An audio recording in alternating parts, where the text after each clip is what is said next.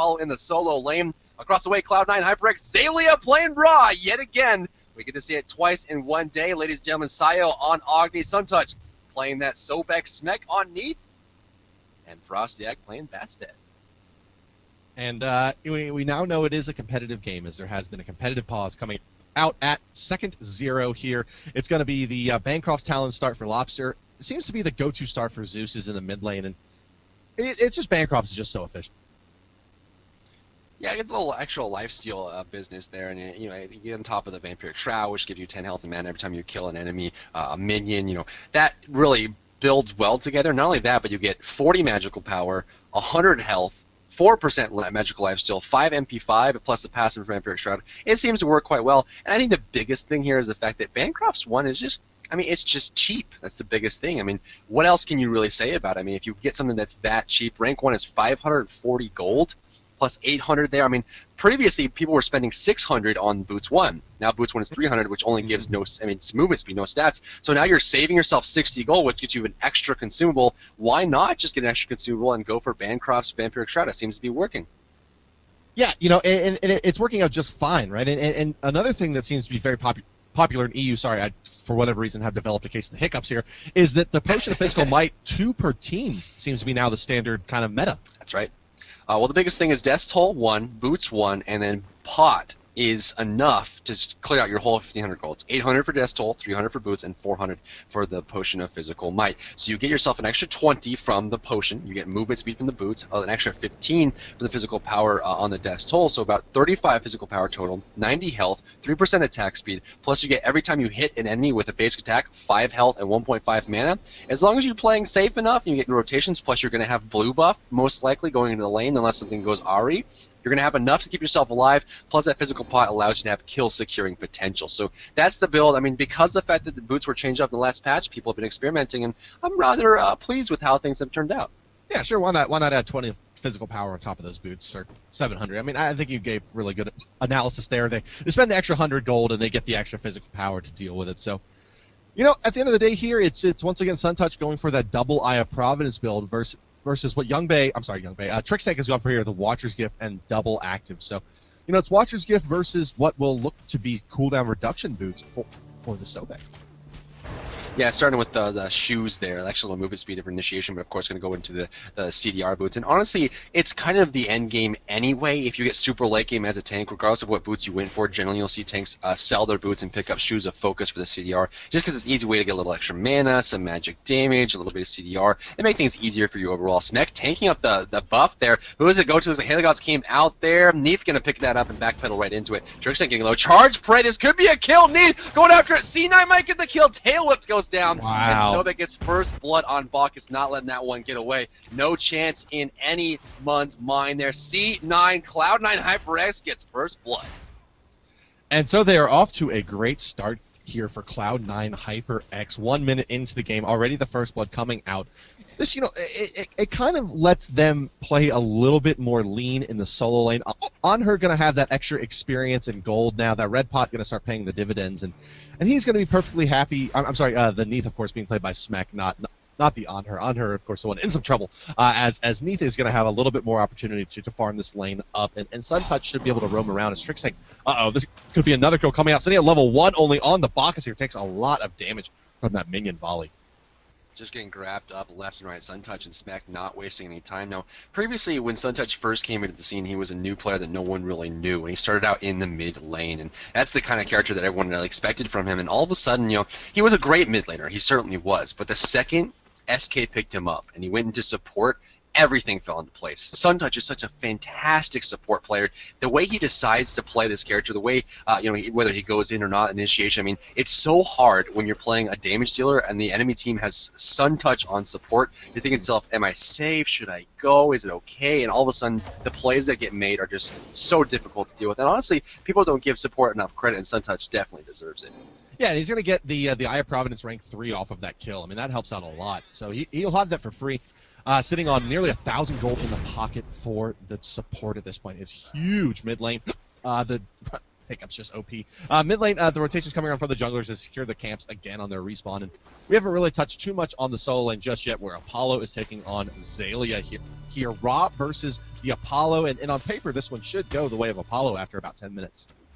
Yeah, I mean, the farm's going to be there, and I think it just comes down to the junglers. And we talked about this a little bit during the break, Bart, the fact that, Apollo has a little bit of advantage here, but it's not enough of a kill lane for either of these to get ahead in the earlier stages. And if it's going to come down to kills, it's going to come down to the junglers and whether or not they're able to get some good rotations off on that. Looks like the mid lane, we're going to see Zeus get jumped on here, just a little bit damage up, but the Cats get the body block, and damage out comes there as C9 gets another kill. 2-0 start. Zeus goes down, and Bacchus, Zeus is a great target to take out.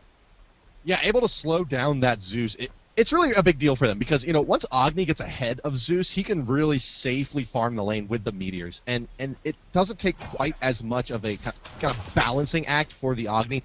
He doesn't have to kind of dash in and look to make big plays to get advantage in the lane. Now that they have the gank secured, Sayo can do what he does best, which is play a passive farming game and get this Agni to the late game where these meteors are going to start really doing massive damage, as we saw in the round of 4.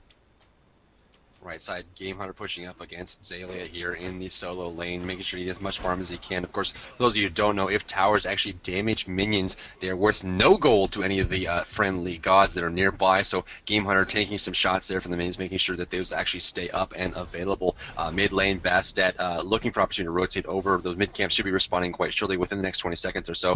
2-minute respawn timer on those. Looks like Detonate's going to come out in the mid lane, Lobster, making sure those minions, again, don't lose any gold on the towers. You still get experience for it, but right side, Thor gets a dunk and gets very low, but picks off Xaylia. It comes to the jungler. Yeah, and that's what Thor is definitely specializes in, is that lockdown on gods that have good escapes or have the kind of heal potential and run speed that Rob brings on the table. He dunks in and gets the chain CC, allows Game Hunter to throw in the auto attacks. It's so beautiful as well, and they clean up the chicken. And that is certainly no small task to get at this point in the game. I mean, knocking out the solo laner, especially when it's your team has kind of an Apollo who really scales well off of farm and levels. It just giving him that little edge should help them out quite a bit. Absolutely. I mean, every little thing matters. Every little amount of gold, every little amount of experience, just getting a buff or stealing something away.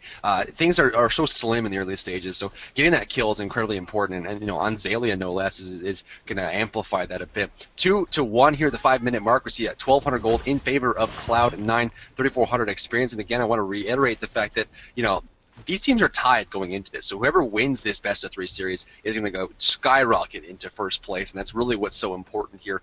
Game Hunter's going to make his way across the way and pick up that blue buff and go back into lane. Bastet going to feed that blue buff to his friendly neighborhood Ra and make sure that everything is good to go in the solo lane as well, and then kind of come out and possibly look for a gank if it's there. Yeah, it's going to be a tough proposition here to clean up Game Hunter. In fact, they're not going to get any damage on him there. Well, nope. Ninetales are going to hit, and the Kitties are going to come out. That's going to be a long and persistent slow, but Apollo's going to go ahead and use Serenade to get the extra protections and start running away from the Kitties. Now realizing that he needs to do the ultimate, barely going to avoid that snipe. Great map awareness. A really great game awareness there from Game Hunter. Uh-oh, Neath ultimate to come out as well. They're going to stay in on him, and this is going to be, he's dead. There's no way he survives this. Yes, the World Weaver comes through. Game Hunter, just as I'm praising him for his big plays, gets a little bit of a misplay there that results in his death. Thor a little late on that rotation. Yeah, I think it's just pure greed coming out from Game Hunter. He's just kicking himself in the back for that one. I mean, just such a tough situation to be in, and you got to think about all angles, and that's why it's so hard to play these types of games. Is there's so many things that could happen. You're like, oh, I forgot about the Neath ultimate, and all of a sudden, you get a death there. So another kill going down for C9. Game Hunter's going to fall behind here just a bit. 3,900 gold in favor of Game Hunter versus Ra sitting at 3,800. So he's still a little bit ahead of Ra.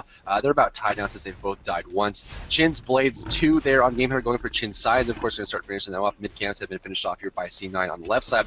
The right side has yet to spawn, I believe. At this point, again, it's still a lead for C9, 2,200 gold. They're farming very, very well. If towers start falling, it could be a little bit troublesome for TSM. Yeah, I mean, the 2,000 gold advantage and the 4,500 experience, it's once again, at this point in the game, the experience that makes the biggest difference. You have that extra HP around the board, which means that in a team fight, you would expect Cloud9 HyperX to have the massive advantage unless you get a big time to use ultimate to start chipping them down. We haven't really touched base with the duo lane in a while here, Dry Bear, and Young Bay and Trixtank from TSM rocking the On Her and Bacchus. They are down a little bit in this lane. The early kill to Sun Touch and Smite for Cloud9. taking a look at how it's shaking out here, 43, nearly 4,400 net worth on Smek. Youngbei at 3,700, 3,800 now. So a pretty big advantage individually for Smek over Youngbei. Initiation in the mid lane. Neath ultimate coming out. Belly flop comes out. Frostek still alive. Will he escape? Desert Fury, Berserker Barrage, nowhere to go. 3 charge Denny on Suntouch, getting very low. Impale's going to get the kill. There goes the Crocodile. A Asile looking for opportunity, not going to find it here. No bombs left. Rainfire is now on cooldown. God, that was so unfortunate for Frostek. He jumps in there, pops the cat, catches Zeus off guard, and Lobster, being the experienced player that he is, drops down the ultimate, throws out the 3-charge detonate. Bastet forced to retreat, but the rotations came out. Credit goes to Team SoloMid on that rotation there. Just great play. Cubo Fred caught out in the mid lane, takes some bombs there, look for opportunity to clear the wave out. Bacchus still waiting in the wings, looking for opportunity to save his team if necessary, but not going to be necessary this time around. So because TSM was prepared there, they're going to get 2 kills and tie it up 3-3. Yeah, so now we're all squared to 3-3. The gold's still slightly an advantage of Cloud9, but only about 1,500 now. It's still that experience we talked about earlier. In the solo lane, Game Hunter and Xaylia exchanging slaps, both of them getting down to about half health there. No real big winner right now. 4,600 net worth on the Raw, and looking at 4,700 on Game Hunter. So just a small advantage there, and that likely due to the little amount of free farm that he had. Mid camp's going to be coming back up here any second now, as you see Cloud9 starting to really pile in. Bombs coming out, not finding any stuns, and Suntouch is going to fall back while Frostek gets zoned out by the Thor. Left side mid camp is going to be where the rotation comes, and they're going to secure that easy peasy. Yeah, Sebek just handed the gods tail whip. That's all done. And at this point, like you said, 1,600 gold still in favor of C9. Now, it's not a huge difference, but you put into the fact that no towers have gone down, no gold fears have been taken. They still have about 1,700 gold in the lead. That's just them farming effectively and getting those kills there. So 3-3, 9 minutes into this match, it's very close, but C9 still slightly in favor here. Tier 3 Sprint picked up here by Lobster, trying to counteract the fact that Aegis Shield no longer has that slow immunity. Sprint certainly does, though, so have that available for him, plus a 40% increase in movement speed for 6 seconds with a 1-minute cooldown. That's pretty useful and something you can use often. We see Xaylia picking up that Breastplate of Valor. Of course, he's going up against a physical solo and a physical jungle. Generally, if you have 2 of the same, you just pick up that protection there. Youngbei jumping away left side. Smek wants it. Sprint gets activated. Does he have an ultimate? It wouldn't be enough to finish him off anyway. He does have about 400 HP currently.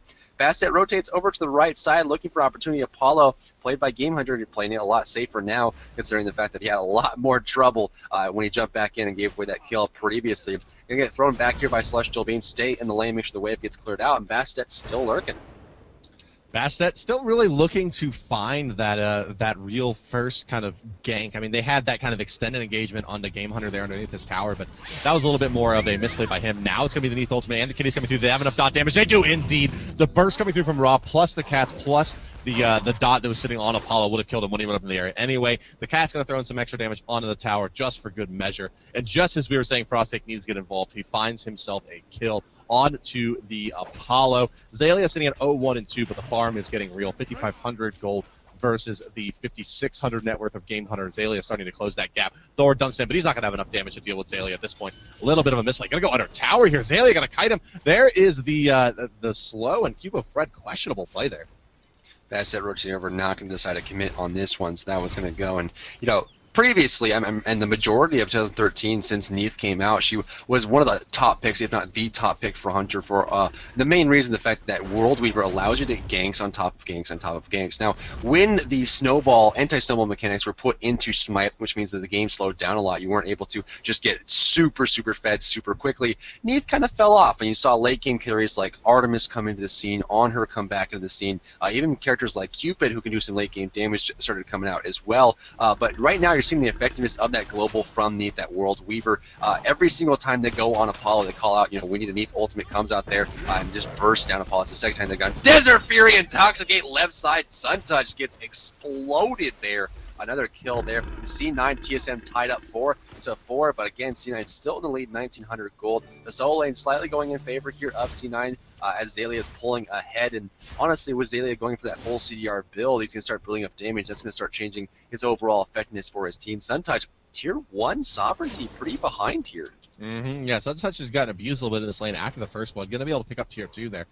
Net worth-wise, it's about 100 gold ahead of Trix Tank, but he should be about 500 to 600 gold ahead at this point, considering that first blood there and the ability to really, kind of bully the lane after that. Now, another thing that's worth talking about here that we haven't really touched on that much at this point in the game is that, Apollo is going to be trained here pretty soon that anytime an ETH ultimate comes out, hold, I thought his lobster is going to go down to set ETH ultimate in the mid lane, but they may be able to get in the Game Hunter's head a little bit here and just throw Neath ultimates out there, and really he's going to need to use his Chariot as ultimate on reaction to avoid those ganks, as we've seen twice, or really once now.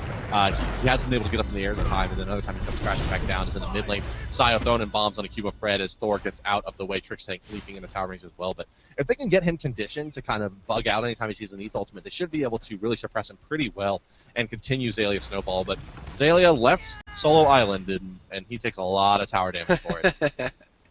This is what happens when you leave solo island, ladies and gentlemen. That tower will take a lot of damage. We're going to see Suntouch start to pick up his farm a bit. Tier 2 Sovereignty has been completed now across the way. Trickstick on Tier 1. Bastet going for the kill there on Apollo yet again. The Razor Claw is doing some damage here, forcing him away. Now going for the tower in response. The tower's going to take a lot of harassment. That Solar Blessing keeping the minions alive. So base attacks come out. Audacity does activate. The tower dropping low. Serenade, he's trying to buy as much time as he can. The tower will go down. C9 gets another 1,000 gold added to their coffers here. Almost for free, honestly. Apollo was standing right there. It wasn't a whole lot he could do. Now up to the 3,000 gold lead range. And as that tower goes down, now Rockets start rotating over and start helping out the mid lane, rotating for objectives. And once he joins the fight, that heal's going to make a big difference. Ooh, wow, we missed this. Look at Smek's build, Dry Bear, Heartseeker, and straight to Deathbringer. That's what happens when you don't get any kills on the Neath at this point in the game, and she's sitting at 2-3. A lot of assists from those World Weavers, plus picking up a couple of kills. They got the first blood in that lane as well. Perfectly happy to sit back and farm. Youngbay trying to catch up, going to go Rageblade after his Heartseeker, but Neath is just going to basically bully him so hard now. 2 levels ahead. Deathbringer finish. Throwing in those crits, hitting basic attacks for 160. Crits are going to be hitting for nearly 400, and it is go time for this Neath. I would expect to see some grouping coming up from Cloud9 on the back of that. Mid lane, Lobster in a lot of trouble. World Weaver, yet another kill for Smek. Smek, once the king of the jungle, now the king of the hunter role. Forced out there. You see Lobster getting picked off. Immediately Spirit are going to come out from the Neath. And honestly, the kind of situation you're in, a lot of the times, if you sit in your lane long enough and you're not under any pressure and you keep farming, and all of a sudden you go back to base and realize I have a lot of gold. I have like 3,000 gold. What should I do? And you're like, well, I've gotten so much gold built up at once. I may as well buy something expensive. The Deathbringer to come out there and just be finished off. Of course, I was thinking about Onher was about to go in on that Gold Fury. Gold Fury did, of course, go the way of C9. Onher did the best he can to steal away from that one. Did have the Desert Fury available, as I started to say. My brain was mixed up right into side lane once, but goes down there. It looks like left. Onher's going to go down right side. Looks like Apollo wants it. Can he get it? Mid lane, Bacchus. Thor's up with the Sile's quite low. Can he get the dunk in time? It's coming down. Thor, look for the Anvil of Dawn. It's going to hit, and Sayo explodes there. A 1-for-1 Agni for Bacchus. That's worth enough charges. Nope, sometimes dashes away. Hammer's not going to hit. He'll survive, but again, good exchange there for TSM. And yeah, TSM, yeah, they get the tower back. They answer the solo lane tower kill. They get a kill in the mid lane. They start chunking away at that Gold Fury lead. They basically, erased the Gold Fury, netted it to only about 200 gold that Cloud9 actually gained after those plays come through. So they've done a good job of kind of, staunching the bleeding, making sure that they can really stay competitive in this game. But Sayo starting to get to that Rada Tahuti, and when that's out, Agni bombs start hitting you for 400 or 500 damage. Very hard to predict how much you're going to take from the team fight. Zalia will likely be building into Arata as well. At least we would expect that based on last game. Already has the max CDR going. We'd also expect Beads 3 coming out from Raw fairly soon so that the cooldowns are drastically reduced when he activates them. It's all things told, Cloud9 seems to be in a better position to really start taking the team fights in the mid game, especially looking at that Deathbringer on Smek, just such a powerful tool, and really has the potential to just throw out the single in-hand attack that's going to take Lobster down to about half HP, or even Cuvo Fred down to about 3/4. So it's pretty dangerous for TSM at this point. They still need a few more items before I think they'll be really comfortable going up against Cloud9 in a straight 5v5. Yeah, well, you hit it right in the head there. The fact that C9's taking this route of there's two schools of thought when you're ahead, right? You look for opportunity. Speaking, hold on, Lobster going in the mid lane. There goes the burst damage and basic attack from Agni, the most casual kill in the world. Game Hunter jumps in. There goes the move. The Purification Beast can activate Flame Wave on the ground. The basic attack's coming out. The shots are there, and Game Hunter just making short order of that Agni. 1-for-1 exchange. Apollo, beautiful prediction there. Honestly, I don't know how he saw that coming so quickly. It's possible. Now, honestly, that was just a call from the voice communication software. Lobster says, I have Neathol on me. I'm going to need a rotation, and Apollo respond there. Berserk Barrage coming out. Cat's on the ground. Dashes away after the Serenade. Going to get a distance on the Cats. Knock up from the box. Intoxicate. Tail up. Thor going up in there. Is going to survive. Is he? This ticking? Nope. No! The Razor Claws gets the kill. Damage over time effect is more powerful than flight in this situation. He's going to go down. Oh, Zalia, so good at this game! Oh, Zalia! Why are you so good at this game? I don't get it. Oh my! I mean, I remember when Zalia, the first time I met Zalia, and he's like really quiet, kind of slight guy. You know, was definitely shadowed by Smek and Sayo, both big personalities, big talkative guys, and Zalia just kind of quietly has continued. I mean, Zalia used to play jungle for this team.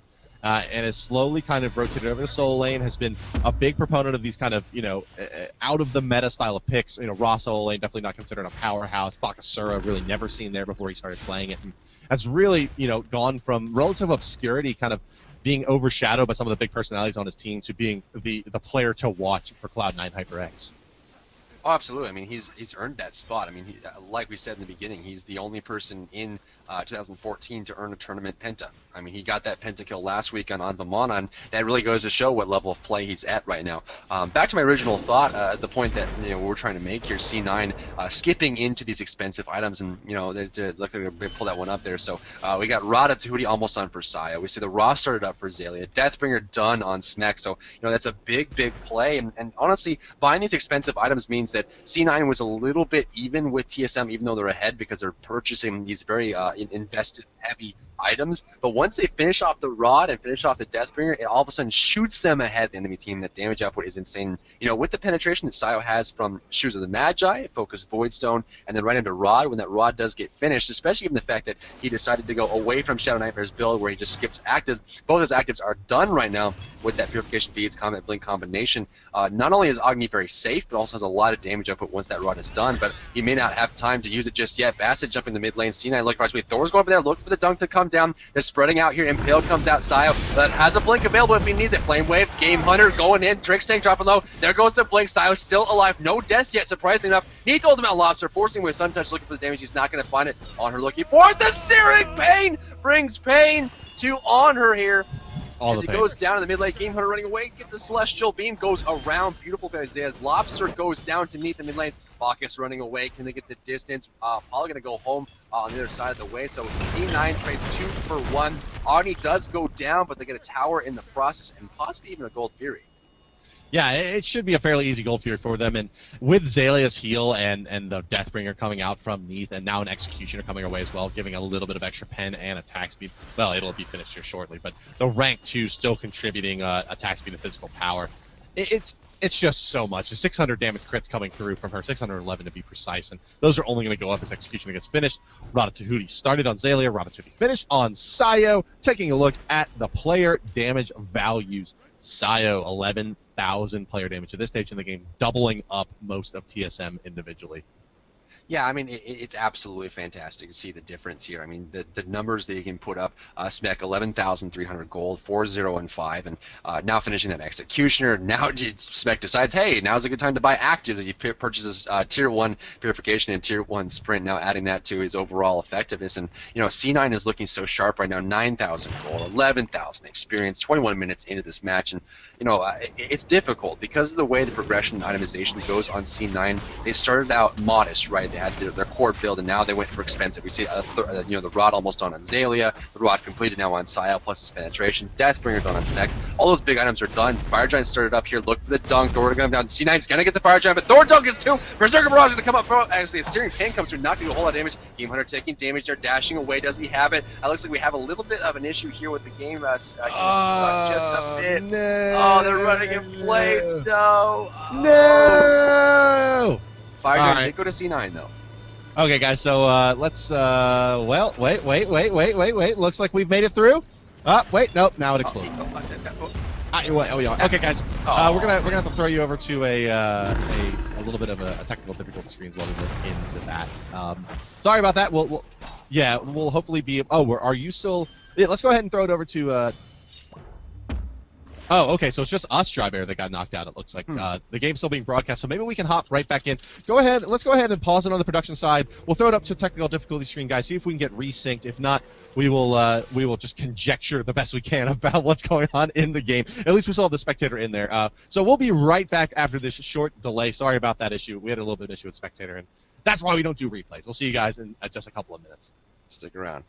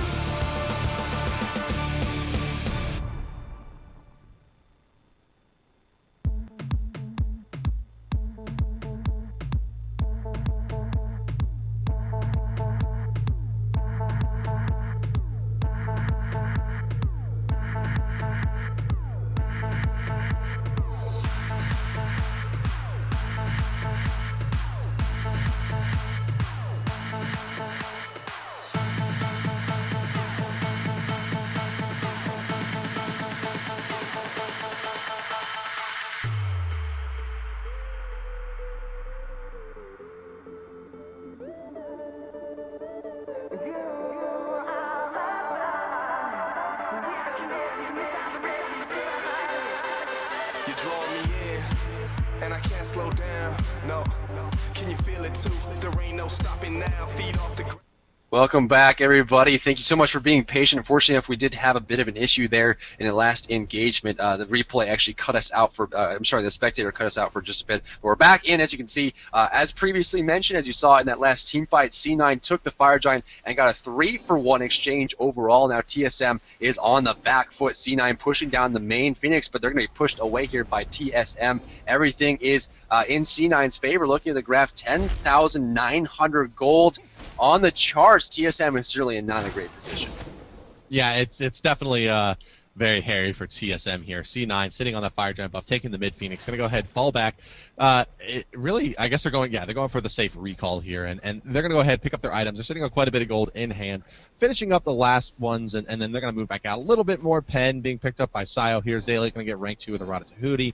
Witchstone rank 2 coming through for Sun Touch. It's all things told, this is Cloud9's game to win, and TSM is gonna have to pull something really serious out to actually take this one back.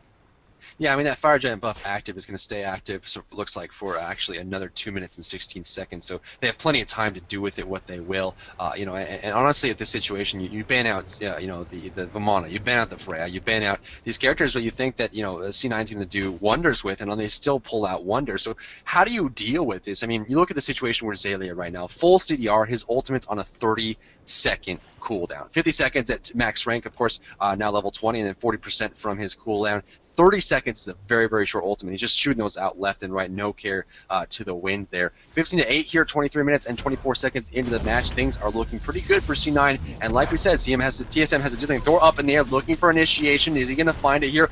Bacchus in the front line, wait for the dunk to come down. Does he decide to go? And he doesn't. Misses there. Charge rate Game Hunter goes to the Sobek ultimate coming down. Burst damage, Lobster going down. Sprint comes out, bomb coming out. Sile looks for it. Pad the flames. Flame wave is available. There goes the bomb on top. Lobster dropping low. There goes the kill. Cubo Fred goes down. Bastet gonna fall as well. Frostiak not making out. Searing Pain is available. Does he go for it? I'm sure it's on cooldown right now. Zeus goes down. 4-for-1 exchange. C9 looks like they're gonna take this match quite handily. Give it up in chat. 19-9. Game Hunter does what he can, but not even the God Hunter can stop this push. Yeah, not even the God Hunter will be able to hold them off. Once again, the snipe comes through. Will it be the fabled chicken ban coming out for Zaylia? And I mean, if you have to ban out Vamana and Ra, two decidedly mid-tier picks, to deal with Zaylia, and then who do you leave open then? I mean, it's like maybe he's just forgotten about playing tier, and that's probably a good thing, because if you start banning out those kind of niche gods that he likes to play, what if he starts playing the actual high tier ones? What's going to happen? Yeah, that's the whole thing. I mean, when you play characters, mid-tier characters to a high level, when they ban those or respect ban those, all of a sudden you just go up the tier ladder, and that's the biggest thing. If you can get to that point where you're good enough to make these lesser valued characters more valuable, then all of a sudden the whole world opens up to you. I mean, the world is your oyster here. So we're going to see Ra go 2-1-8. Agni 4-3-9, 6-0-7 on us. And then this is why you don't give Smek Neath. Because he's going to sit in his lane, he's going to beat the other hunter, he's going to farm everything, and literally the second you're in a bad position, you see that red targeter go around your waist, and everything's just going to change for the worse. And I don't know how he does it, because as a hunter, you're watching for rotations. You have the vision on the minimap, making sure you're safe. You're always worried about the enemy hunter jumping on you. I mean, on her is not an easy hunter to go 1v1 against with that enfeeble passive, reducing your physical protections. Of course, CC immunity. But Neath